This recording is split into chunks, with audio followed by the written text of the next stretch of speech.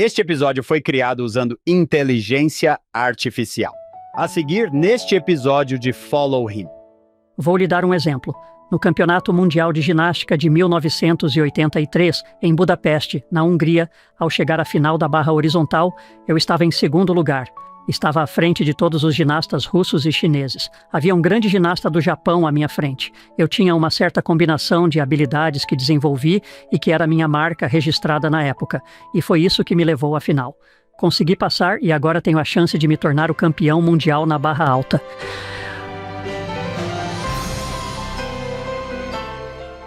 Olá, meus amigos, bem-vindos a mais um episódio de Follow Him. Meu nome é Hank Smith, sou seu anfitrião. Estou aqui com meu co-apresentador, John Bytheway, que não se importa em ser meu igual, ele faz isso, e não de má vontade. John, essa é a sessão 70 de Doutrina e Convênios. O Senhor diz que quer que os santos sejam iguais, e isso não é a contragosto. Esse é você, John. Você não se importa que eu seja seu igual. Estou feliz por estar aqui. É incrível para mim. Quando eu tinha 12 anos, sentei e ouvi John Bytheway na conferência de jovens, e se você tivesse me dito que um dia faria um podcast com aquele cara, eu teria perguntado primeiro, que diabos é um podcast? E eu tinha apenas 13 anos na época. 12 e 13. John, hoje temos a companhia do irmão Peter Vidmar, que dispensa apresentações. Para aqueles que não sabem, estou muito nervoso por ter o irmão Vidmar aqui. Sei que você não é o John, porque você e ele são amigos. Nós somos. Nós nos sentamos juntos no Conselho Consultivo dos Rapazes. Eles costumavam chamá-lo de Junta Geral dos Rapazes. Talvez soasse muito como se os rapazes fossem a diretoria geral, então mudaram para Conselho Consultivo dos Rapazes. Bem-vindo, irmão Vidmar. Bem-vindo ao Follow Him. É uma emoção estar aqui. Sinto-me em pé de igualdade com vocês dois. Ainda me pergunto, como fui parar neste podcast? Eu o ouço e o assisto, e penso que não sou um estudioso. Não tenho aquela massa cinzenta espiritual, mas vou fazer o melhor que puder hoje. Estou muito feliz por estar com vocês, e sim, John é um amigo querido. Eu o admiro há muitos anos. Eu me belisco com o fato de podermos servir juntos. Tem sido uma alegria absoluta. Bem, quando John e eu conversamos sobre possíveis convidados, seu nome está em destaque para John. Acho que é um pouco menos que idolatria. Muito bem, John. Vamos continuar em Doutrina e Convênios. Estamos em Hiram, Ohio. A igreja tem pouco mais de 1 ano e meio de existência. Quando você pensa nessa igreja jovem, novinha em Ohio, com menos de 1 ano de existência, o que lhe vem à mente? Alguns desses primeiros esforços missionários me vêm à mente, como deve ter sido. Você pode ter algumas revelações impressas. Talvez não, mas você vai sair. Eu estava conversando com minha família sobre isso ontem à noite. As pessoas estavam ansiosas por essa igreja do Novo Testamento quando ouviram falar de uma restauração. Aqueles missionários estavam muito animados para sair e contar às pessoas sobre isso. Como vimos anteriormente, quando esses missionários chegaram a Kirtland, Hiram, Thompson, Ohio, a igreja floresceu com o crescimento em Ohio e nos mudamos para Ohio. Irmão Vidmar, Peter, ao examinarmos essas 3 sessões, o que você espera? No início, em 67, o Senhor fala sobre as fraquezas do profeta. No versículo 4, ele diz, Eu, o Senhor, lhes dou testemunho da verdade. O Senhor está prestando testemunho da veracidade dessa obra. Ele diz, que estão deitados diante de vocês.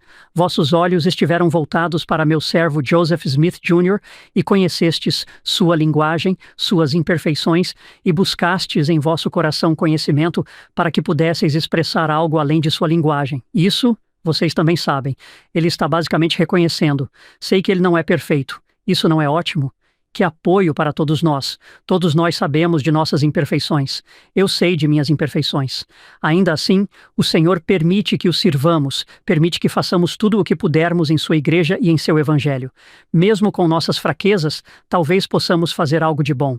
Em minha vida anterior como ginasta, quero dizer, eu estava sempre sobrecarregada com minhas inadequações.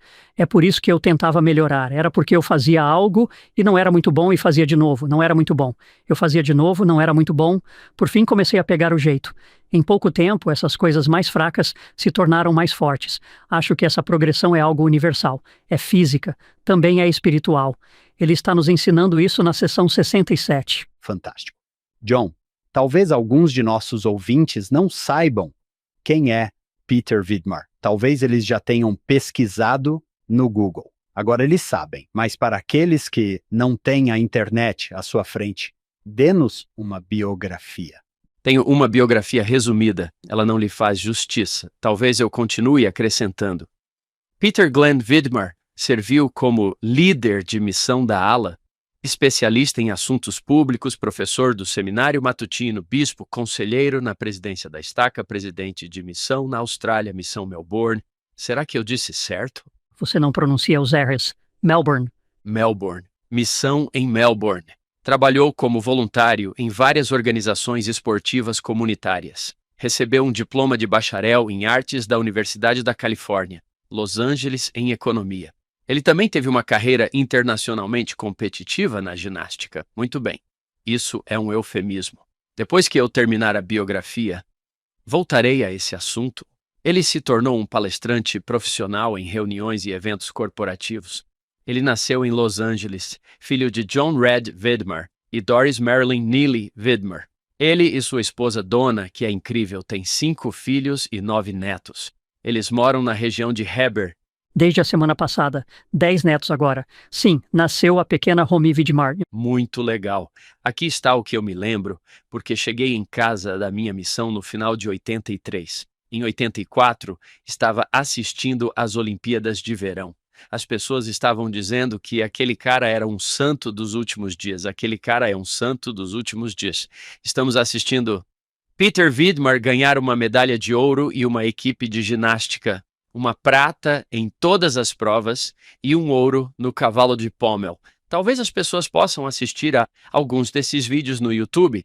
Peter, você pode nos dizer qual foi sua pontuação no cavalo de pomo? Li Ning, que era o grande ginasta da China, e eu estávamos empatados em primeiro lugar na final do cavalo de pomo. Naquela época, as pontuações eram transferidas. Sua pontuação anterior era adicionada à pontuação final. Hoje em dia, é uma tacada só. Você entra e quem vencer essa única apresentação ganha a medalha de ouro. Aqui foi acumulada a pontuação obrigatória, a pontuação opcional e a pontuação final. Eu estava empatado com Li Ning. Ele subiu antes de mim e obteve uma nota 10 perfeita. Como sou muito bom em matemática, eu sabia que, para ficar com a medalha de ouro, teria de tirar um 10 perfeito. Tive a sorte de conseguir. Que momento! Eu vi o vídeo. Peter fica surpreso quando vê o 10º iluminado, mas é um momento muito legal. Hank, nós conversamos sobre isso. Quanto tempo dura uma rotina em um cavalo de pommel? Quantos segundos são? Não sei, 30 segundos? 30 segundos. Quantos anos de preparação? Quantas horas, anos de exercícios para esses 30 segundos? Você sabe? Malcolm Gladwell, em seu livro O Ponto de Inflexão, fala sobre as 10.000 horas, que é o tempo que leva para se tornar uma pessoa de classe mundial ou algo assim. Fiz minhas contas quando tudo acabou e acho que para mim foram cerca de 20.000 horas na academia. Que legal é isso? É o que é. Não sou diferente de qualquer outro atleta que esteja tentando chegar lá. Você só precisa dedicar seu tempo, não há fórmula mágica. Peter, quando você era líder de missão, os missionários alguma vez lhe pediram para, fazer uma rotina ou uma parada de mão ou algo assim? Bem, eu me visto como presidente de missão todos os dias, portanto, estou de terno. Na verdade, eu me apresentava no cavalo de pomo para o público até os 52 anos. Tentei me manter em forma com ele, então percebi que, eventualmente, começaria a cair do cavalo de pomo na frente do público e eles diriam: agora, há um velho agarrado ao passado.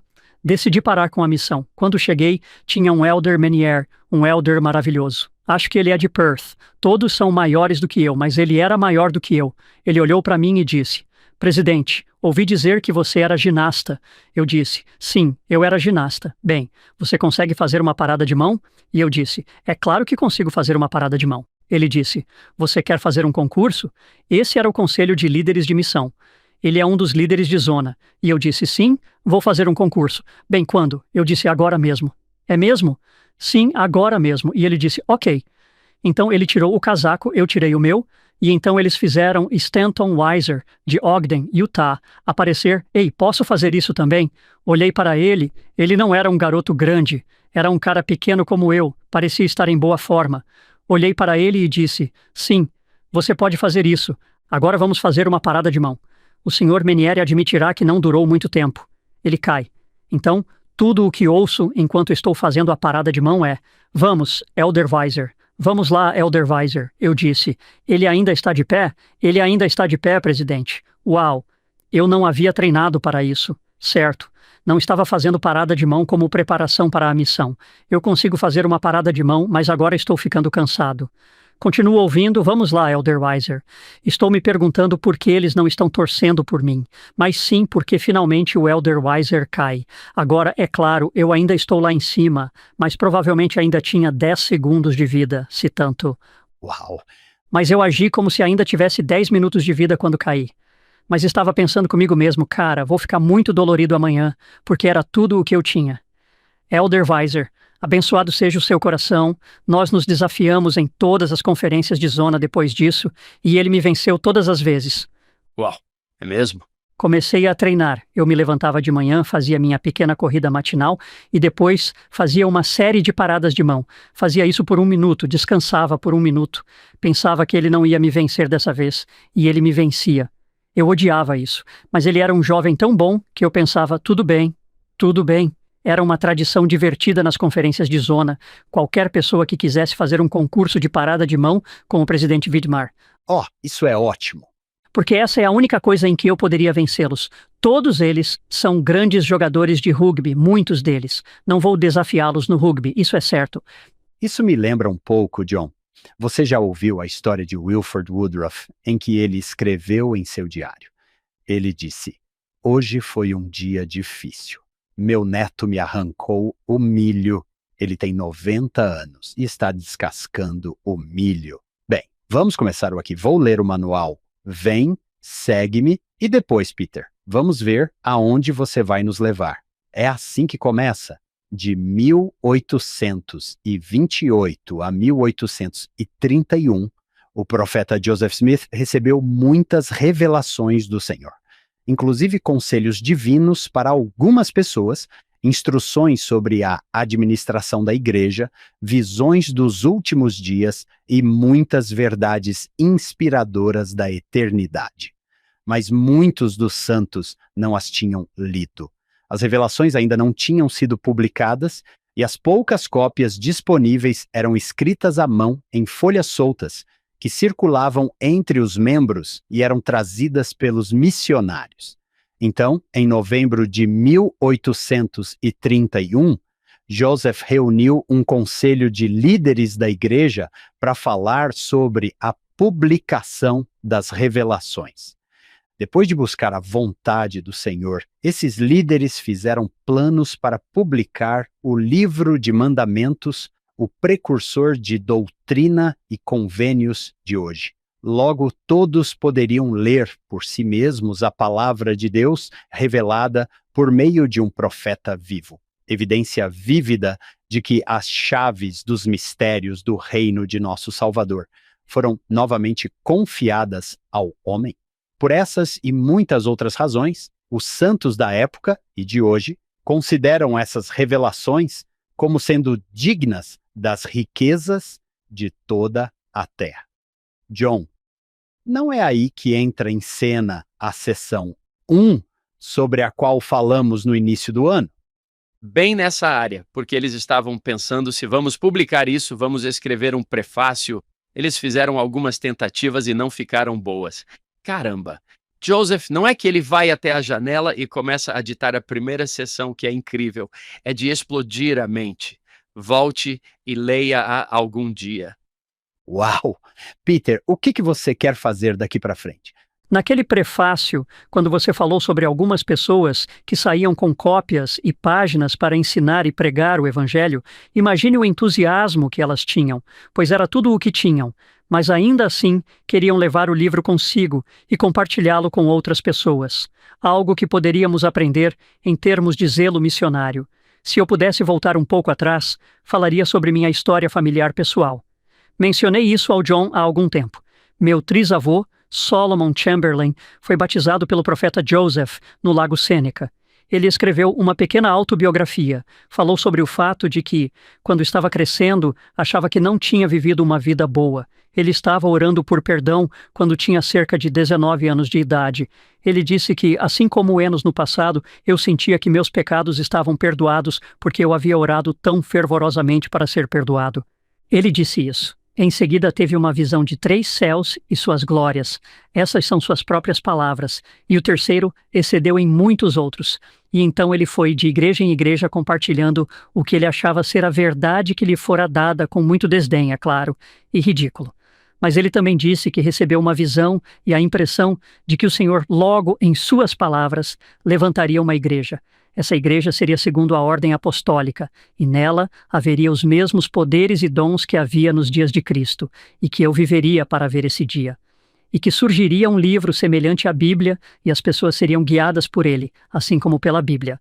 Em seguida, ele diz a próxima frase em sua biografia, que foi no ano de 1816. Uau! Isso foi 4 anos antes da primeira visão. Vou compartilhar apenas um parágrafo e depois prosseguiremos, mas ele disse que, mais ou menos na época em que Joseph Smith encontrou o disco de ouro, comecei a sentir que se aproximava o tempo em que o Senhor, de uma forma ou de outra, traria sua igreja à luz. Fiz algumas pesquisas pelo país por onde viajava. Se havia alguma obra estranha de Deus, como não havia ocorrido na Terra desde os dias de Cristo, não ouvi falar de nenhuma. Eu morava cerca de 32 quilômetros a leste do local onde o disco de ouro foi encontrado no canal Erie. Tive a oportunidade de fazer uma visita ao Alto Canadá. Peguei um barco para Lockport. Depois, o barco chegou a Palmyra. Senti como se algum espírito bom tivesse me dito para deixar o barco. Isso foi a poucos quilômetros de onde o registro foi encontrado. Depois de sair do barco, o espírito me manifestou para que eu seguisse o rumo sul. Fiz isso por cerca de 5 quilômetros. Eu ainda não tinha ouvido falar da chamada Bíblia de Ouro, porque era assim que algumas pessoas a chamavam, acho que naquela região, o Livro de Mormon, nem de ninguém da família de Joseph Smith. Eu era um estranho naquela parte do país, em uma cidade onde eu nunca havia pisado e não conhecia ninguém na cidade. No dia seguinte, ele acabou sentindo que deveria seguir em uma determinada direção e bateu à porta de Hiram Smith e conheceu Hiram. Foi quando Hiram compartilhou com ele a história das palavras do livro de Mormon, o que eles sabiam. Mas ele compartilhou suas experiências com Hiram. Ele perguntou, quem lhe disse isso? E ele disse que o Senhor me disse essas coisas há vários anos. Se você é uma casa visionária, gostaria que divulgasse algumas de suas descobertas, pois acho que posso suportá-las. Essa foi sua introdução ao Evangelho restaurado. Mas ele disse que depois de estar aqui por 2 dias, fui com Hiram e alguns outros para a gráfica de Palmyra, onde começaram a imprimir o livro de Mormon. E, assim que imprimiram 64 páginas, eu os levei com sua licença e prossegui minha jornada para o Canadá e preguei tudo o que sabia a todos, tanto os mais altos quanto os mais baixos, ricos e pobres, e assim vejam, essa foi a primeira vez que o mormonismo impresso foi pregado nessa área. Essa foi sua experiência com o Evangelho restaurado. Ele passou por outros desafios e provações. Perdeu sua primeira esposa em Winter Quarters. Basicamente, ele disse que toda a felicidade de minha vida havia desaparecido quando isso aconteceu, mas ele permaneceu fiel. Ele atravessou as planícies. Acabou, é claro, aqui, e essas são minhas raízes no Evangelho e na Igreja. Reverencio o sacrifício que Solomon Chamberlain fez pelo que ele sabia ser verdade. Como você mencionou no prefácio, as pessoas estão levando páginas com elas para compartilhar essa mensagem antes mesmo de ela ser concluída, e você vê então a inspiração e o ímpeto de Joseph em dizer: vamos reunir todas essas revelações em um livro que possamos compartilhar. Uau! John, não sei se nossos ouvintes sabem como é raro ter uma família que remonta tão longe na história da igreja. Ele tem essas visões quando Joseph Smith tinha 11 anos. É anterior a 1816, 4 anos antes da primeira visão. Ele está sendo informado. Ei, espere! Está chegando. Vai até a porta de Hiram Smith. Uau, muito bom.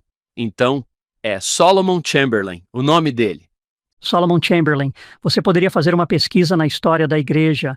Há algumas vinhetas sobre ele. Sua história foi publicada. Ele está adiantado cedo na restauração? Pré-restauração. Isso é fantástico.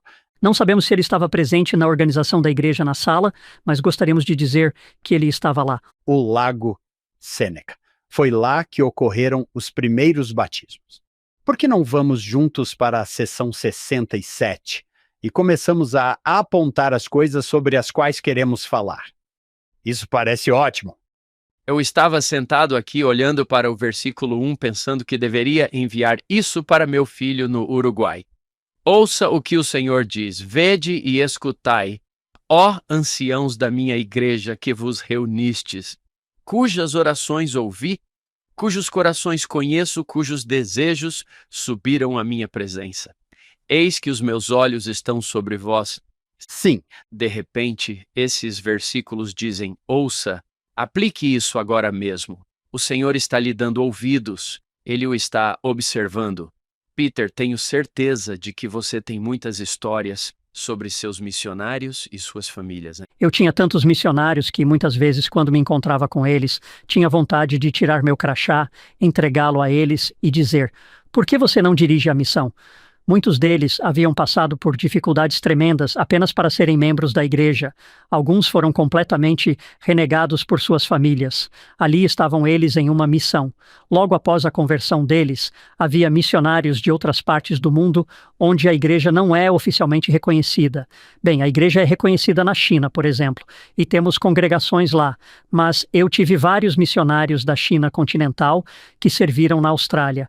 Cada um deles era um missionário fantástico. Adorei servir com eles, e havia missionários de Taiwan, missionários da América do Norte, todos no programa chinês, todos trabalhando juntos para compartilhar o Evangelho de Jesus Cristo, mas muitos deles abriram mão de muitas coisas. Não é possível fazer um mergulho superficial na história da igreja sem encontrar um sacrifício inacreditável, mas isso continua até hoje. Isso ainda acontece hoje em todo o mundo. Vi isso em primeira mão com muitos de meus missionários e eles me inspiraram. Eles me tornaram uma pessoa melhor por causa de sua fé. Hank, você poderia ler o versículo 5? com certeza. Essa é uma que nós dois amamos, John. Seus olhos têm estado sobre meu servo, Joseph Smith Jr. Você conhece a linguagem dele. Conheceu as imperfeições dele e buscou, no fundo de seu coração, expressar-se além da linguagem dele. Isso vocês também sabem. Eles não gostam da maneira como ele fala. Eles pensam: eu provavelmente poderia fazer um trabalho melhor do que Joseph. Emma disse tantas vezes que ele não se comunicava bem. Esses líderes instruídos da igreja pensaram: talvez possamos limpar um pouco isso, talvez possamos melhorá-lo. Phelps, Cowdery, McClellan. Claro, sou mais instruído. Claro. Na linha do tempo, obrigado por mencionar isso, Hank. Quando eles estavam, sim, vamos escrever o que acabou sendo a seção 1. As sessões não são cronológicas. Sim. Em doutrina e convênios, a maioria é assim, mas uma aparece mais ou menos nesta época. Sabe o que eu adoro no versículo 5? Qual é o tema dos jovens para este ano? Não duvidem, não temam. Olhe para mim, não duvidem. Não temam, o que eu adoro nisso é que me lembra também o versículo da seção 19, aprenda de mim, ouçam minhas palavras, andem na mansidão do meu espírito. Esse versículo 5 soa um pouco como: irmãos, vocês estão olhando para a coisa errada, devemos olhar para Cristo. Quando penso na história de Pedro andando sobre as águas, como o Elder Holland disse, enquanto seus olhos estavam fixos no Senhor, o vento podia agitar seus cabelos. A água poderia encharcar suas vestes, mas tudo estava bem. Ele estava se aproximando de Cristo. Foi somente quando Pedro desviou o olhar do Salvador para olhar para as ondas furiosas lá embaixo. Vejam o que o Senhor está dizendo aqui, pessoal. Vocês estão olhando para José e para as imperfeições dele que vocês conheceram e para a linguagem dele que vocês conheceram. Então pule para o versículo 9, mas veja as revelações. Não há imperfeição nelas, não há injustiça nelas. A maioria dos críticos da igreja, onde eles se concentram mais. Vamos atacar Joseph, seu caráter. Vamos atacar Joseph, suas fraquezas. Aqui o Senhor está apontando as imperfeições do profeta. Ele não é um homem perfeito, mas ele é o profeta. Ele deveria ser perfeito.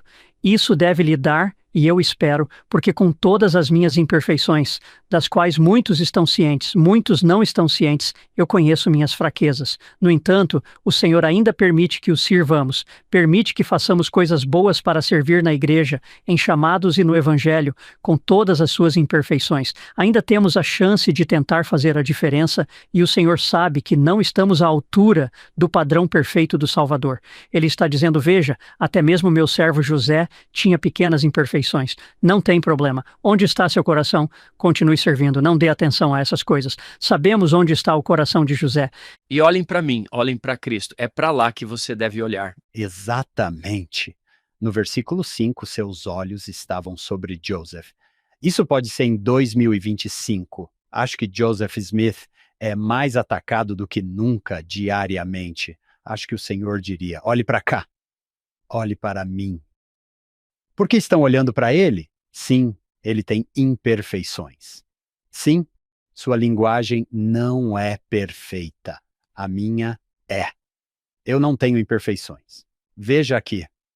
Nossa presidência de estaca foi reorganizada. O Elder Patrick Kieran veio e depois de apoiarmos nosso novo presidente de estaca, ele disse, não o coloque sob um microscópio, ele não aguenta isso, nem você. Se os filhos dele fizerem algo que o faça levantar as sobrancelhas, coloque-os de volta no chão. Ele era tão encantador. Nossos olhos devem estar fixos em Cristo.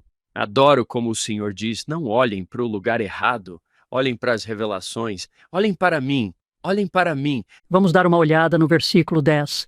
Ele diz, e também em verdade vos digo que é vosso privilégio e uma promessa faço a vós, que fostes ordenados para este ministério, que se vos despirdes de invejas e temores e vos humilhardes perante mim, pois não sois suficientemente humildes. O véu será rompido e ver-me-eis e sabereis que eu sou, não com a mente carnal nem natural, mas com a espiritual.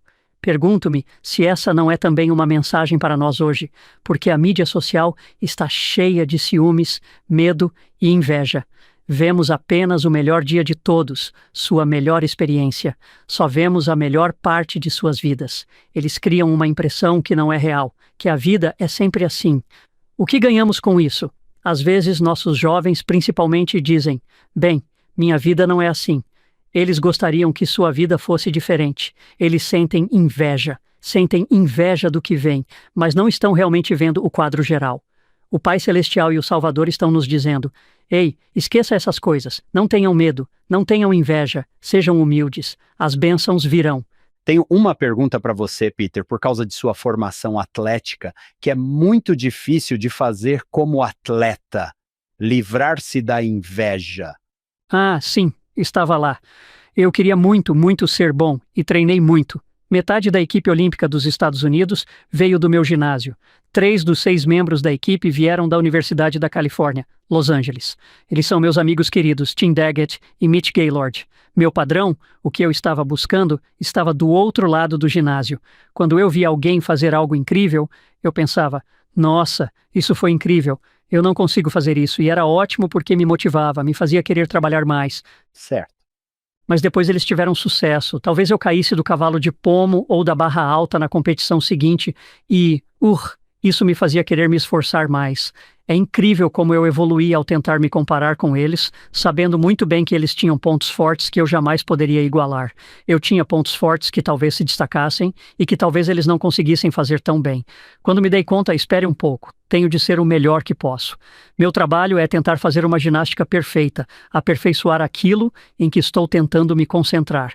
Então, o que acontece é que você começa a deixar de invejar seu colega de equipe e passa a comemorar o sucesso dele. Esses pequenos ciúmes mesquinhos que não eram reais e naturais. Estamos na casa dos 20 anos. Somos jovens de 20 anos. Estamos tentando chegar ao mesmo nível. Para atingir minha meta, preciso derrotar meu melhor amigo, então ganhei o ouro no cavalo com pomo. E Tim Daggett, com quem estava conversando ontem, ganhou a medalha de bronze no cavalo com pomo. Ele queria ganhar o ouro. Eu sei disso, mas isso não diminuiu nossa amizade.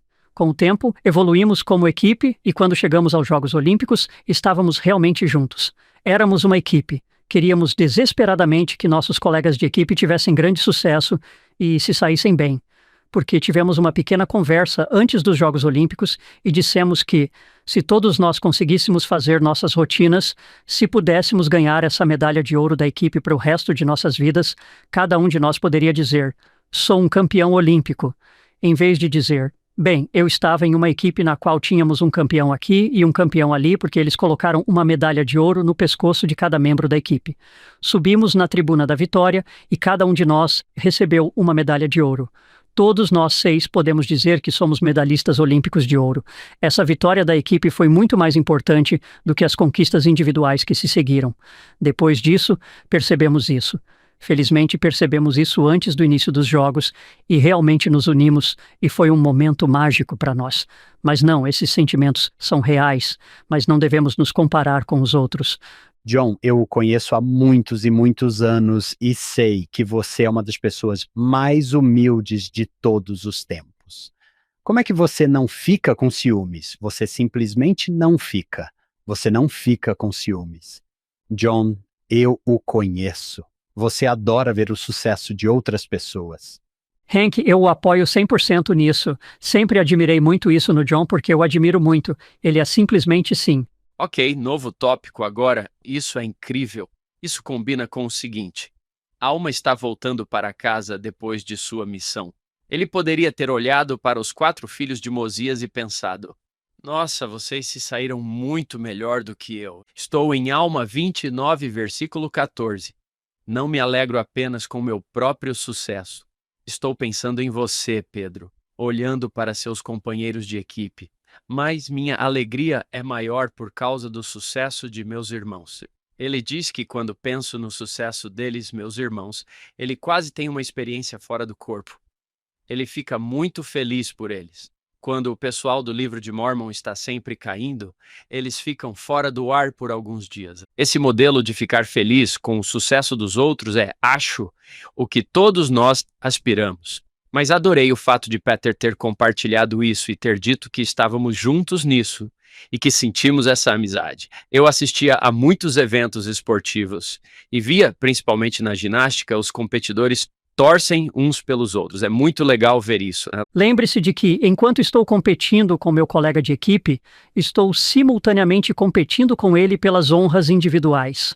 Você realmente quer que eles saiam bem.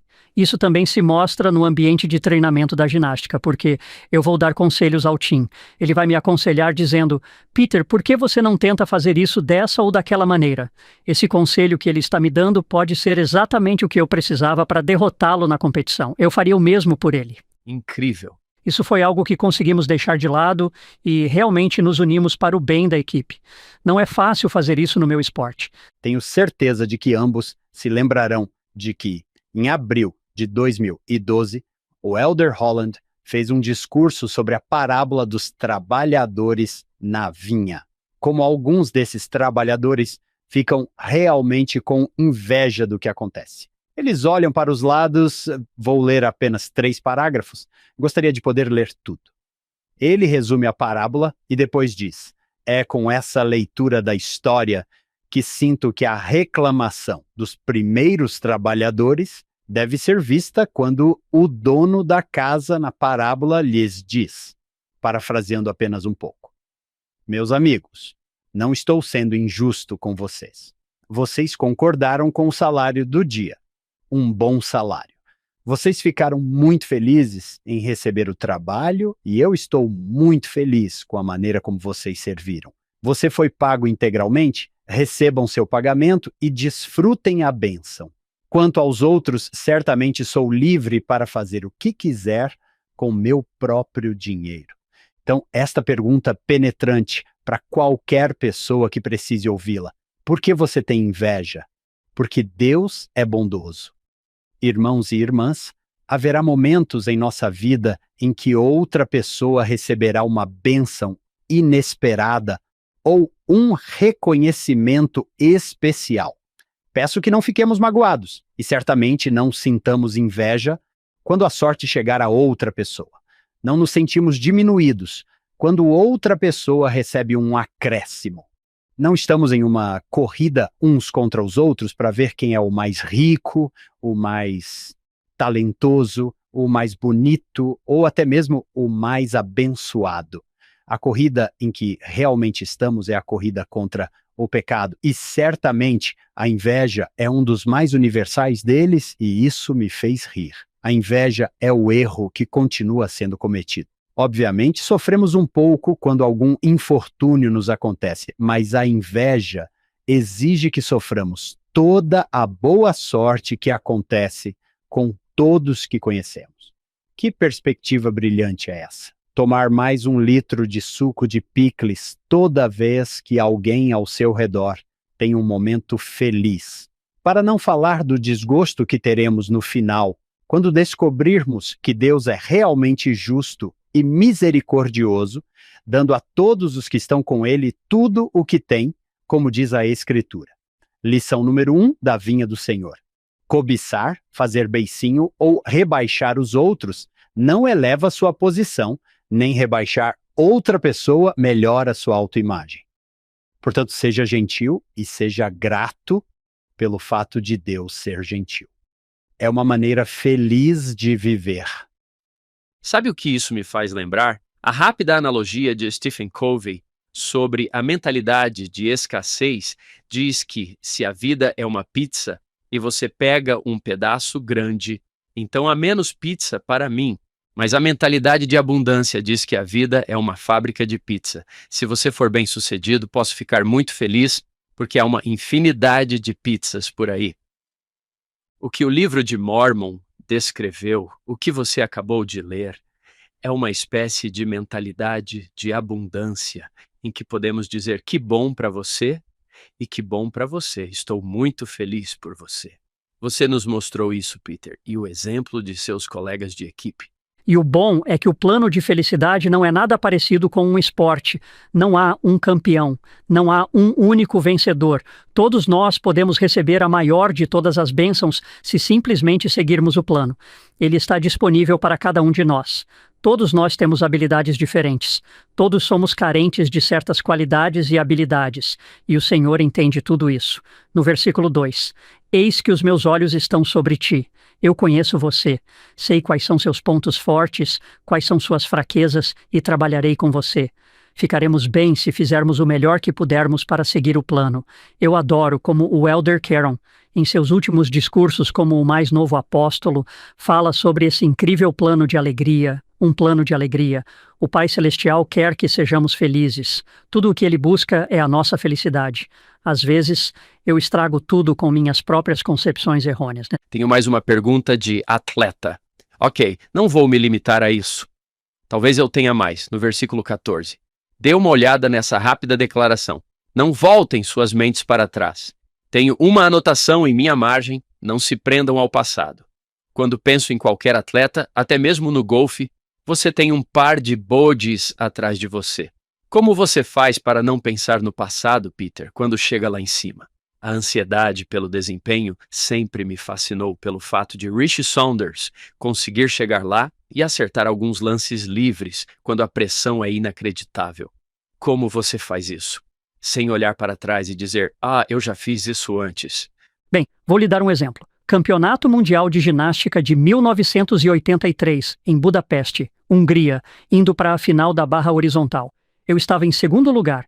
Estava à frente de todos os ginastas russos e chineses. Havia um grande ginasta do Japão à minha frente. Eu tinha uma certa combinação de habilidades que desenvolvi e que era minha marca registrada na época. Foi isso que me levou à final. Consegui passar e agora tenho a chance de me tornar o campeão mundial na barra alta.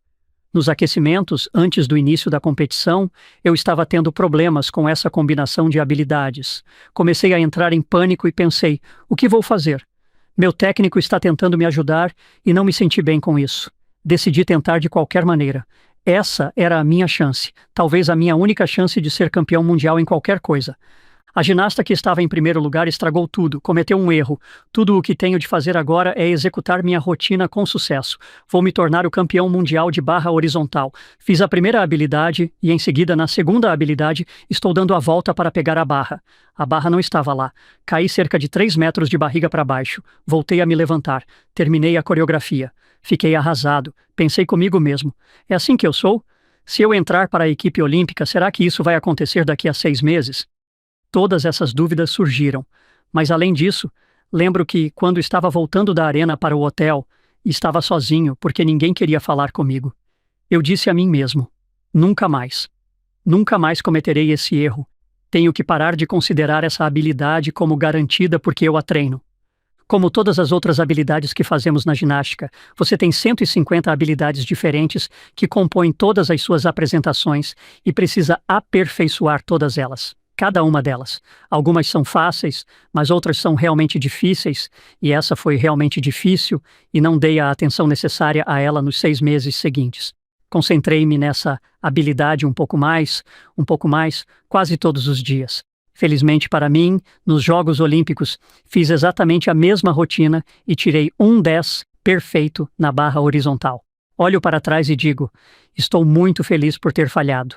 Estou feliz por ter cometido esse erro, porque ele me transformou no que eu precisava ser no futuro. Se permitirmos que os erros, sejam eles os erros comuns que cometemos na vida, ou o pecado, se permitirmos que isso nos mude para sermos melhores, poderemos nos tornar pessoas mais fortes. Podemos nos elevar muito acima de onde estávamos quando isso aconteceu. É preciso esforço, é preciso diligência. Também é preciso paciência, porque algumas dessas coisas levam tempo. As pessoas nunca percebem que a paciência e a diligência andam de mãos dadas. Saber que algo não virá por muito tempo, mas ainda assim é preciso trabalhar nisso todos os dias. Quanto mais eu puder aplicar isso em assuntos mais importantes e espirituais, melhor será para mim. Esta sessão está repleta de conselhos aplicáveis. Livrem-se da inveja, sejam humildes. Poderíamos passar mais 5 horas falando sobre como fazer isso. Eu não estaria mais perto do que estou agora. A mente carnal versus o homem natural aparece aqui algumas vezes. Aí, paciência.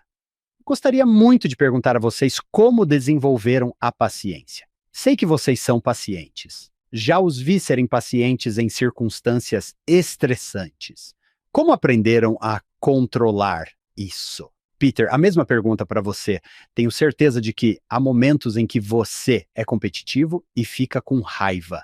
Você é capaz de ser paciente e não ficar remoendo o passado. No versículo 14, tudo isso nessa pequena sessão, o Senhor está dizendo: ei, eu posso lhe dar os ingredientes certos para uma vida feliz.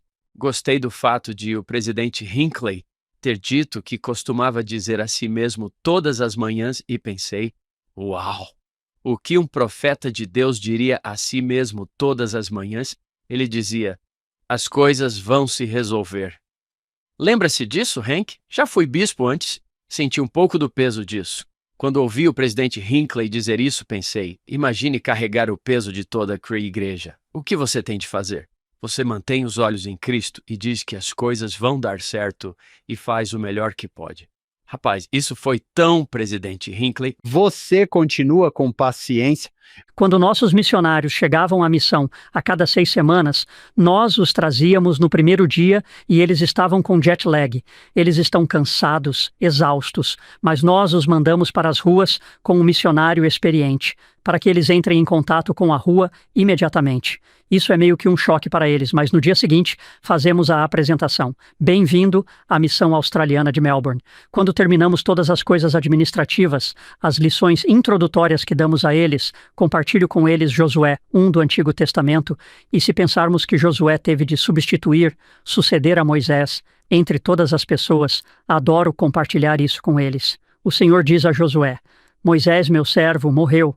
Agora, pois, levanta-te, passa este Jordão, tu e todo este povo, a terra que eu lhes dou, aos filhos de Israel. Em seguida, ele faz uma promessa: todo lugar que a planta do seu pé pisar, eu lhe darei, como disse a Moisés, pulando para o versículo 5, ninguém poderá resistir diante de você todos os dias da sua vida. Assim como fui com Moisés, serei com você. Não lhe faltarei, nem o abandonarei. Depois você ouve pela primeira vez. Esforça-te e tem bom ânimo, porque a este povo repartirá em herança a terra que, com juramento, prometi a seus pais que lhes daria.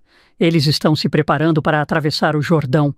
Finalmente, depois de 40 anos de peregrinação no deserto, Josué está pensando: Eu? Eu sou o cara? Agora tenho de liderar os filhos de Israel? Ele diz: Não, não, seja forte, tenha coragem.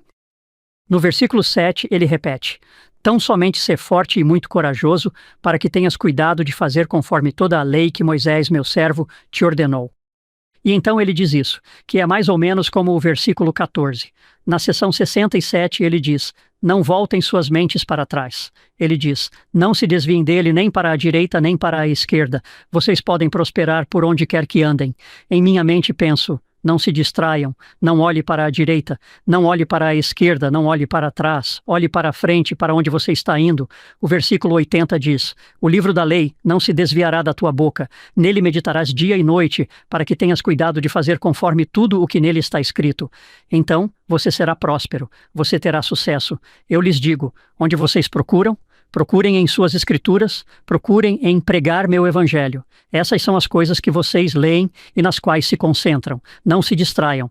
E no versículo 9 ele repete: Não te mandei eu? Sê forte e corajoso. Não tenha medo, nem se assuste, pois o Senhor seu Deus está com você, onde quer que você vá. Perguntei aos missionários por que ele precisava dizer 3 vezes para ser forte e corajoso. Ele estava se sentindo fraco e com medo. É assim que os missionários se sentem nas primeiras semanas na missão.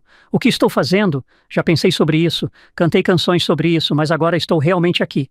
Isso é diferente do que eu pensava. Eu apenas os lembro de serem fortes e corajosos. Não se distraiam. Estudem as coisas que estão estudando. O Senhor lhes dará sucesso. E depois disso, você vê que Josué se levanta e começa a liderar com poder, porque sente a força que vem da admoestação do Senhor para que se livrem de seus medos. Estou aqui com você. Vou guiá-lo. Vou ajudá-lo. Os missionários precisam sentir isso no campo, especialmente nas primeiras semanas e meses, quando não estão tão seguros de si mesmos. Essa frase no versículo 13, continue com paciência, foi o nome de um discurso proferido pelo presidente Uchtdorf em 2010. Conheço-a tão bem porque decidi ouvi-la todos os dias, por mais de um mês, para ver se, de alguma forma, conseguiria desenvolver mais paciência. Uma coisa com a qual eu estava realmente impaciente era o desenvolvimento da paciência. Ele contou essa história. Ele disse que quando tinha 10 anos, sua família se tornou refugiada. Ele disse que sabia falar alemão e russo, mas agora tudo estava em inglês. Ele disse que isso foi difícil para mim. Houve momentos em que eu realmente acreditei que minha língua simplesmente não foi feita para falar inglês. O currículo era novo e estranho e eu fiquei para trás. Pela primeira vez em minha vida, comecei a me perguntar: talvez eu não seja inteligente o suficiente para a escola.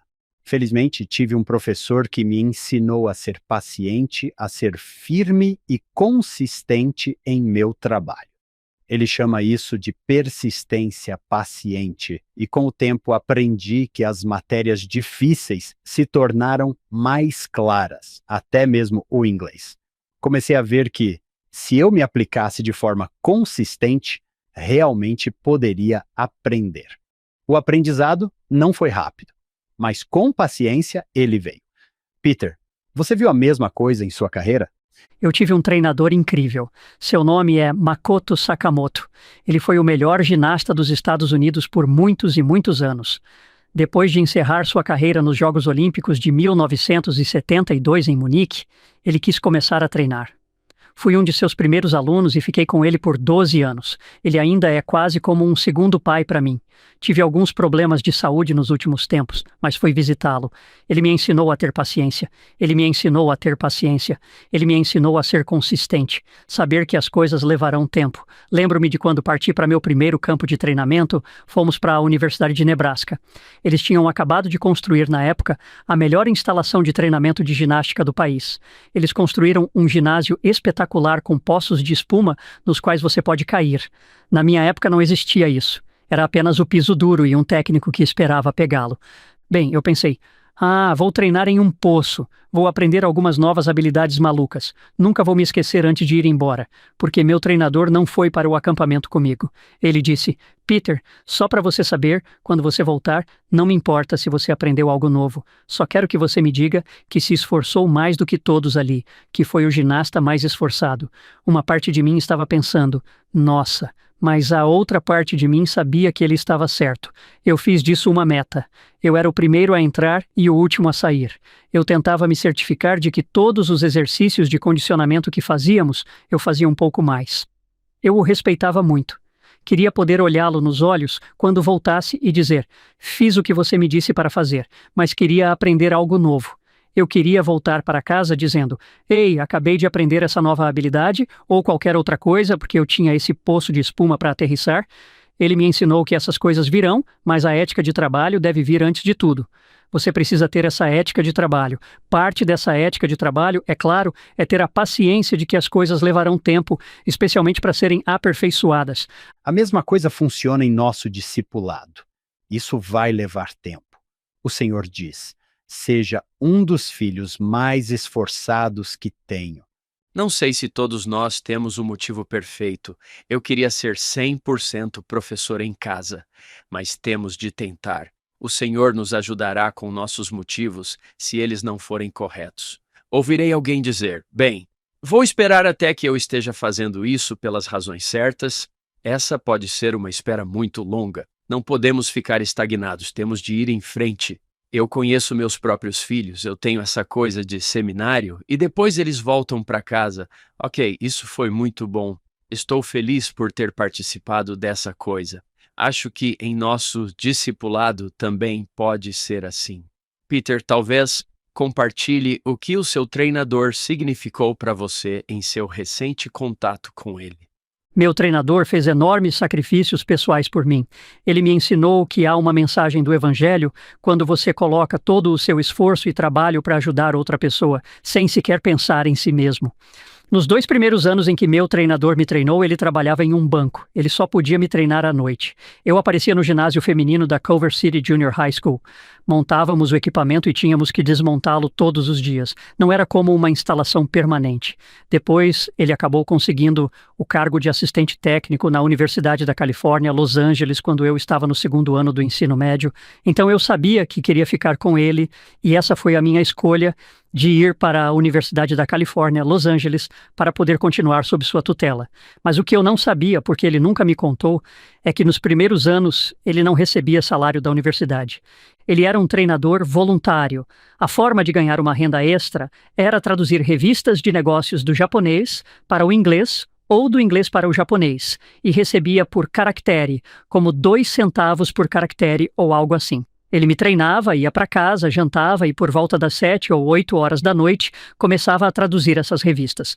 Fazia isso até as 3, 4 horas da manhã. Depois, ele dormia algumas horas. Depois se levantava e saía para treinar. Nunca reclamou disso, nunca falou sobre isso. Não posso retribuir isso a ele. Fui visitá-lo. Ele teve um pequeno episódio. Foi no hospital no Havaí, onde ele mora agora. A propósito, ele foi técnico da Universidade Brigham Young por cerca de 14 anos. Não era membro da igreja, mas foi técnico da Universidade Brigham Young por 14 anos e criou vários campeões nacionais. A Universidade Brigham Young estava sempre entre as 5 melhores do país em ginástica, até que o programa foi abandonado. Ele era um técnico incrível. Conversei com vários colegas de equipe. O guard Young, que agora é técnico da Universidade Brigham Young, foi um ginasta que treinou na Universidade Brigham Young com Mako e conseguiu ginastas com quem estava treinando na Universidade Brigham Young. Consegui alguns ginastas da Universidade da Califórnia, Los Angeles, de tempos atrás. Consegui alguns membros da equipe olímpica. Fizemos pequenos vídeos, pequenas mensagens para animar Mako enquanto ele estava no hospital. Bem, eu me sentava com ele, mostrava vídeo após vídeo de todos esses atletas que ele treinou ao longo dos anos.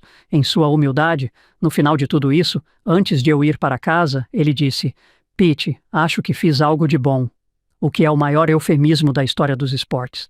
Ele fez mais do que isso. Fez muito mais. Sou grato pelos mentores. Às vezes, não agradecemos o suficiente. Às vezes, eles nem sabem o bem que fizeram para você até que você tenha mencionado isso a eles. Eles simplesmente continuam fazendo o bem porque amam as pessoas, mas não percebem o impacto que tiveram na vida delas. Não sei dizer quantas vezes já ouvi em uma despedida que quero agradecer aos meus pais, aos meus líderes e aos meus técnicos. Técnicos que lhes ensinam coisas boas, perseverança e paciência, como já falamos. Lembro-me do meu técnico de futebol americano do ensino médio, Bill Jacobson. Eu o adorava. Eu correria contra uma parede por ele.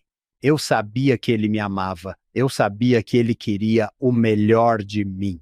Esse garoto humilde e insignificante do ensino médio. Ele viu alguém que poderia ajudar. John, Peter, vocês já tiveram a síndrome do centro do universo? Esta é do presidente Uchtdorf, o mesmo discurso. É daí que ele diz que vem a impaciência. Ele diz que a impaciência é um sintoma de egoísmo. É uma característica do egocêntrico. Ela surge da condição muito prevalente chamada síndrome do centro do universo, que leva as pessoas a acreditar que o mundo gira em torno delas e que todos os outros são apenas coadjuvantes no grande teatro da mortalidade, no qual somente elas têm o papel principal. John, alguma vez em sua vida você já teve a síndrome do centro do universo? Acho que não. Quando eu era bebê, provavelmente todo mundo existia para me dar o meu baba. Como não ser impaciente quando estou no trânsito ou algo assim? Fico impaciente. De onde ele disse que isso vem? É a característica do egocêntrico. É um sintoma de egoísmo. Peter, você tem alguma opinião sobre isso? Como não ficar impaciente com nossos filhos, com estranhos, até mesmo com a igreja ou com os líderes da igreja? Como posso vencer a impaciência? Tenho apenas 2 itens em minha mesa. Um é o tema do sacerdócio aarônico. Ele me faz lembrar do meu chamado e desses jovens maravilhosos da igreja, do potencial deles e do meu potencial. O outro é uma fotografia do meu filho de 5 anos, que agora tem 39 anos, portanto, está em minha mesa há 34 anos. Estou dirigindo para o treino de futebol. Meu filho tem uns 7 coqueiros no cabelo. É um cabelo impossível de pentear. Foi horrível tentar pentear o cabelo dele em uma missão. Ela fez uma divisão no cabelo dele, penteou-o e vestiu seu novo uniforme de futebol. Ele consegue a foto em que você está segurando a bola e a bola é literalmente tão grande em comparação com seu pequeno corpo. Enquanto dirigíamos para lá, ele estava comendo um pedaço de chocolate. Comeu e depois limpou o chocolate na camisa. Agora, é instantâneo o medo que me invade ao saber que minha esposa vai ver que eu não o impedi de limpar o chocolate. Olhei para o meu filho e disse: "Timothy, não acredito que você fez. O que está fazendo? Você está limpando o chocolate no seu uniforme e sua mãe o preparou para a foto. Vamos tirar a foto em 5 minutos. Como vou tirar o chocolate?" Lembro-me de estar tão impaciente com ele que pude ver as lágrimas brotarem naqueles lindos olhinhos castanhos e o vi se virar e se sentir péssimo. Naquele momento, eu soube que era o pior pai do mundo. Senti-me tão condenado por suas lágrimas e pensei: não acredito que acabei de fazer isso. Esse garoto é o meu primogênito. Estou tentando acertar a questão da paternidade. Eu apenas olhei para ele. O resto da viagem foi Timothy, sinto muito. Eu não deveria ter levantado minha voz. Timothy, sinto muito. Você vai me perdoar? Eu me senti tão mal.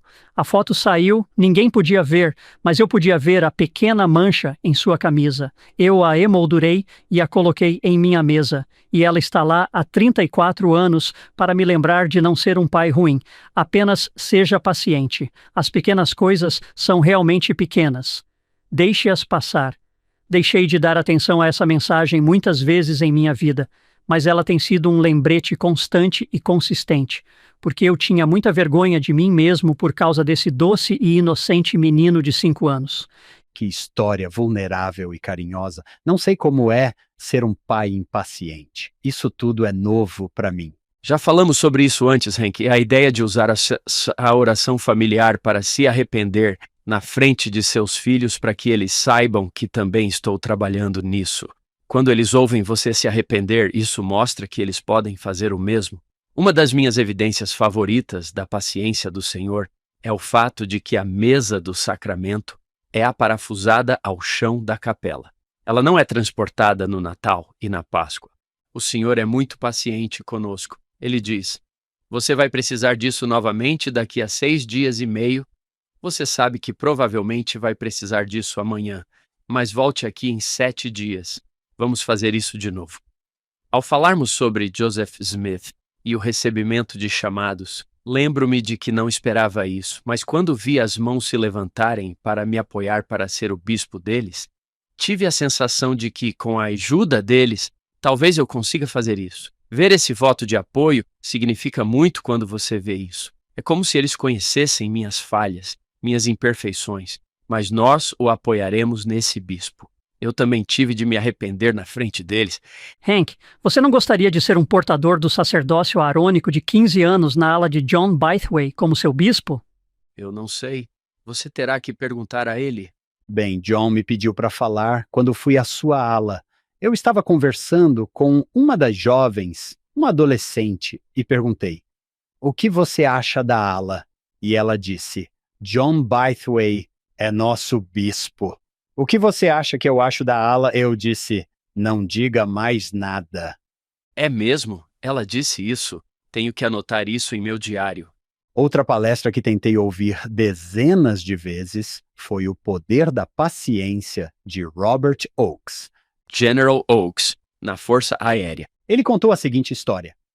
Recentemente, fui ao funeral de um amigo de longa data. Seu filho contou uma bela história sobre a paciência dos pais.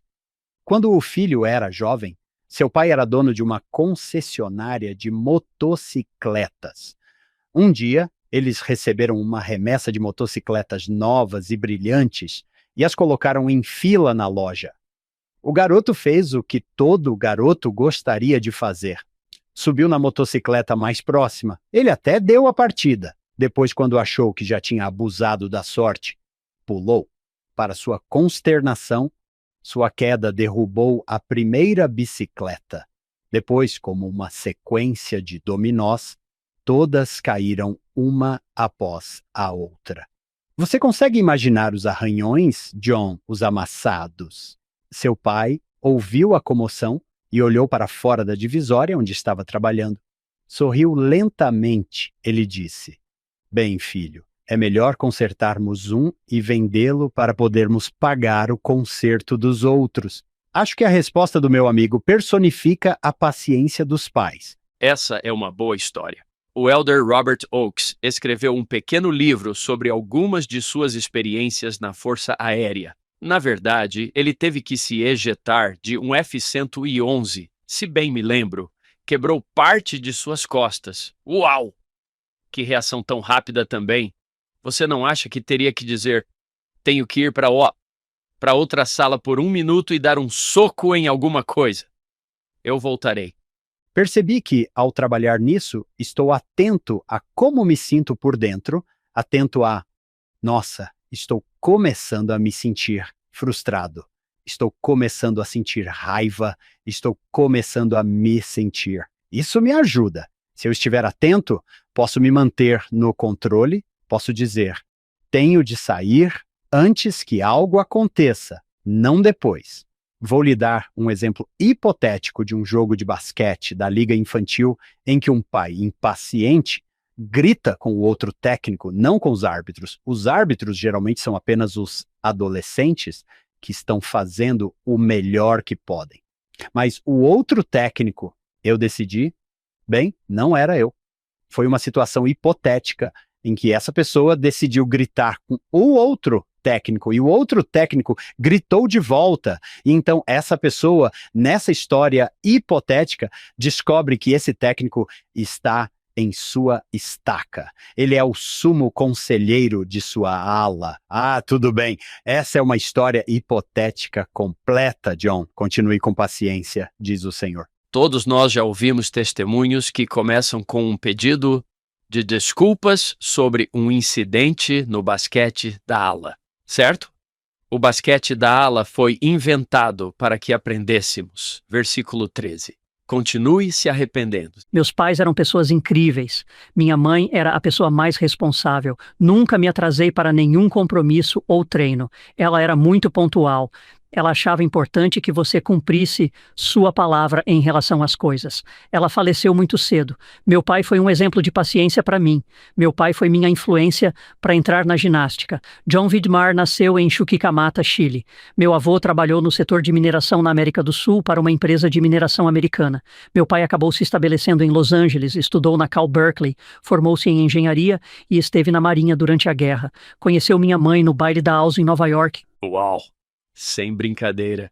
Meu pai fazia ginástica quando era adolescente, quando estava no ensino médio em Los Angeles. Ele também costumava ir a Muscle Beach, no Pier de Santa Mônica, costumava aprender ginástica lá, lavava pratos em um restaurante no centro de Los Angeles à noite. Ele tinha dinheiro suficiente para pegar o ônibus até Santa Mônica e aprender ginástica. Nunca vi meu pai fazer ginástica porque, quando tinha 27 anos, ele contraiu poliomielite. Ela causou muitos danos ao seu corpo. Ele perdeu o uso de cerca de 30 músculos do corpo. O braço esquerdo de meu pai. O deltoide não funcionava, então ele não conseguia levantar o braço esquerdo e o tríceps, mas seu braço direito não funcionava. Ele não conseguia fazer força com o braço direito. Seu pescoço não era tão forte quanto poderia ter sido. A perna esquerda do meu pai era realmente óbvia, do tamanho de um lápis número 2. A pele envolveu o osso. Ele teve uma pequena contração do quadríceps. Com a ajuda de uma cinta, ele conseguiu jogar a perna para frente e travá-la no lugar. Meu pai andou mancando muito durante toda a vida, e eu sei que muitas pessoas tiveram dificuldades físicas com outras doenças, muito mais graves do que as do meu pai, mas esse é o homem com quem eu cresci. Nunca reclamou do que todo mundo chamava de deficiência, pelo menos não na frente de seus filhos. Quando ele se mudou de volta para Los Angeles, trabalhando no centro da cidade, eu tinha cerca de 10 anos de idade. Um dia, meu pai chegou em casa do trabalho e ouvi minha mãe ofegar. Ela estava preparando o jantar. Ela viu meu pai entrar pela porta da frente e eu a ouvi dizer: "John, o que aconteceu?" E eu pulei do sofá e olhei para o meu pai. Seus óculos estavam quebrados. Ele tinha sangue seco por todo o rosto. E ele disse: "Ah, vou lhe contar o que aconteceu. Eu estava atravessando a rua na sexta com a Figueroa no centro da cidade e minha perna boa ficou presa em um buraco. Eu conhecia minha perna ruim. Era assim que ele a chamava. Eu sabia que minha perna ruim não ia me sustentar. Eu sabia que ia cair. Só não conseguia levantar meus braços rápido o suficiente. Bati de cara na calçada, quebrei meus óculos e sangrei meu rosto. Todo mundo parou. O trânsito saiu de seus carros. Eles correram para mim. Eles me pegaram. Me arrastaram para o outro lado da rua. Depois, um sem-teto me acompanhou até meu escritório e eu tirei a mão do bolso para lhe dar dinheiro e ele não aceitou, porque disse que quando era criança ele era escoteiro. Essa foi sua boa ação do dia, e então meu pai começou a rir. Ele disse: "Só preciso ter mais cuidado da próxima vez." O lema não escrito da família era que os Vidmars não desistiram. Meu pai tinha esse lema: "Você simplesmente não desiste." Continue seguindo em frente. Lembro-me de que um irmão ou uma irmã ligava da escola para casa, tendo um dia ou uma semana ruim. Eu podia ouvir meu pai, em seu tom de voz caloroso e amigável de engenheiro mecânico, dizer: "Eu sei. Ok, agora você está tendo um dia ruim. Bem, as coisas sempre vão melhorar. Você sabe qual é o lema da família? Faça o melhor que puder. Falamos com você mais tarde. Nós odiamos isso." Eu lhe contei sobre meu treinador, um treinador incrível que eu tive mesmo quando era jovem. Quando tive a chance de aprender com Mako Sakamoto, os treinos eram difíceis e eu queria reclamar. mas eu tinha que ir para casa todas as noites com aquele cara, John Vidmar. E sou muito grato por ele tentar ser alegre. Agora, no final de sua vida, meu pai sofria da síndrome pós-pólio. Acredito que Boyd Packer também tenha sofrido um pouco com isso, pois foi vítima de poliomielite no início de sua vida. Todos os seus bons músculos começaram a se desligar. Meu pai passou de andar mancando a andar com uma bengala, a andar com um andador, a sentar-se em uma cadeira de rodas e, finalmente, a se locomover em uma cadeira de rodas elétrica. Então, tudo começou a se desligar rapidamente.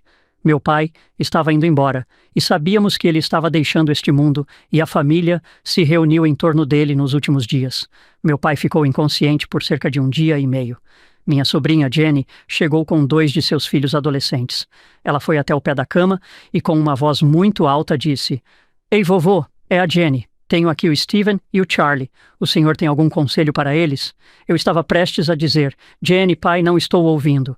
Mas em vez disso, vi meu pai virar a cabeça. Ele abriu os olhos, olhou levemente para seus 2 bisnetos e disse: "Sempre façam suas orações e nunca desistam."